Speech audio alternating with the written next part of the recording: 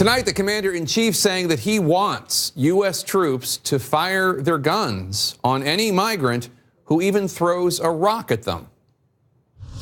They're throwing rocks viciously and violently.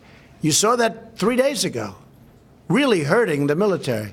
We're not going to put up with that. They want to throw rocks at our military fights back. We're going to consider, and I told them, consider it a rifle. When they throw rocks like they did at the Mexico military and police, I say, consider it a rifle.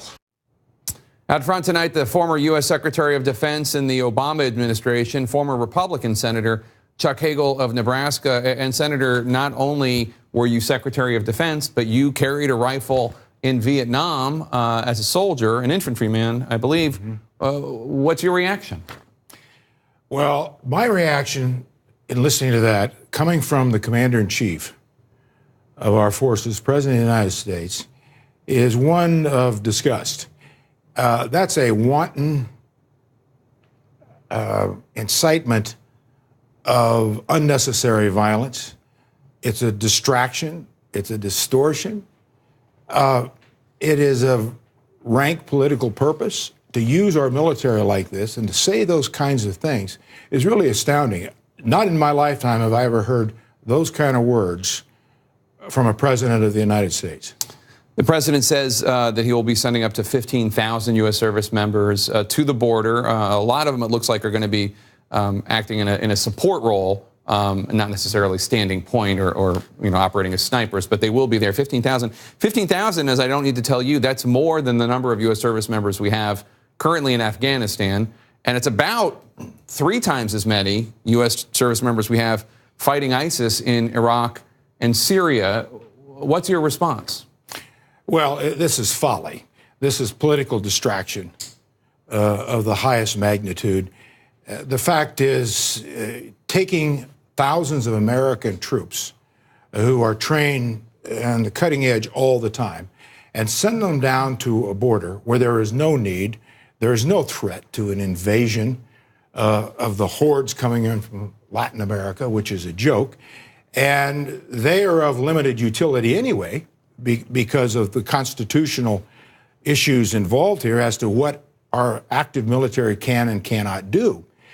And so it's clear to me that he's using our military and our troops in a very political way that it really casts a lot of questions about the competency of his leadership. And as a former soldier, someone 50 years ago today, Jake, I was in Vietnam 50 years ago. I know the kind of sacrifices these men and women are involved with every day in their families. And to use them as political pawns like this, as a complete fabrication, is really wrong. You mentioned invading hordes, and that is certainly how President Trump is depicting the caravan and undocumented immigrants in his new web ad. I want to show you just a clip of it. It features a Mexican man who had been deported and came into the country illegally at least twice. He returned to the U.S. During the Bush administration, ultimately killed 2 deputy sheriffs during the Obama administration. Here's a little clip.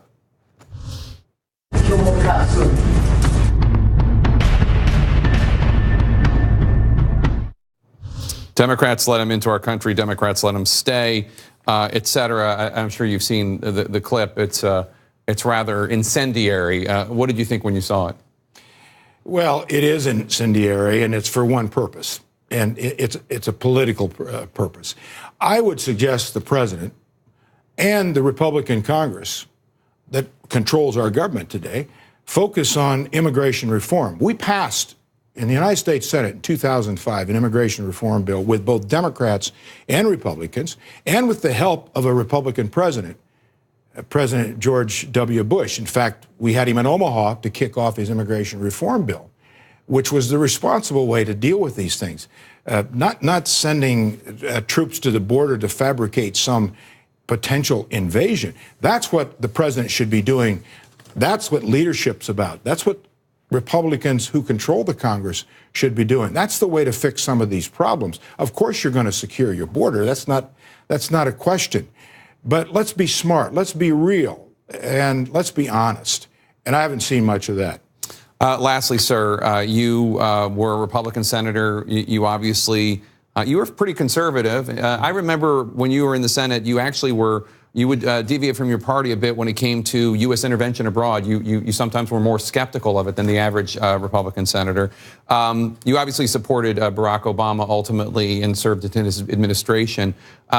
What do you think of the Republican Party today, as somebody who was a Republican senator? Well, first of all, I didn't take a position in 2008 in that presidential election. Ultimately, though. Ultimately, I did. He was president of the United States, and I thought he was a responsible president doing a good job. But to your question, I cast my first vote 50 years ago on top of a tank in Vietnam. I voted for Richard Nixon. I voted for a straight Republican ticket. I am a Republican. I'm still a registered Republican. I've never been anything but a Republican. But there is no Republican Party today. The Republican Party used to be a party that focused on fiscal responsibility, free trade, international engagement, competent governance, national security, all the things that this party today is not focusing on. National security, I'll give them that. But everything else, it's just an amalgamation of special interests. I'm not sure the Democrats are in better shape, but it isn't the party that I first joined. And I think it's pretty clear. The party leader today is the President of the United States, who's really never been a Republican. He's never had a political philosophy about anything. And he ran on that campaign, by the way. That was his platform in 2016, elect me President of the United States because I know nothing about the job. I'm kind of a Democrat, been a Republican, I've been all over the place. So I believe that the Republican Party will come back and will be relevant again, and will start to have a philosophy about government, and especially the question, what is the role of government? The role of government is not to displace people or disbase any activity or effort to make a better world, but to use government for the right reasons and be smart about it. We're not doing that today. We'll come back.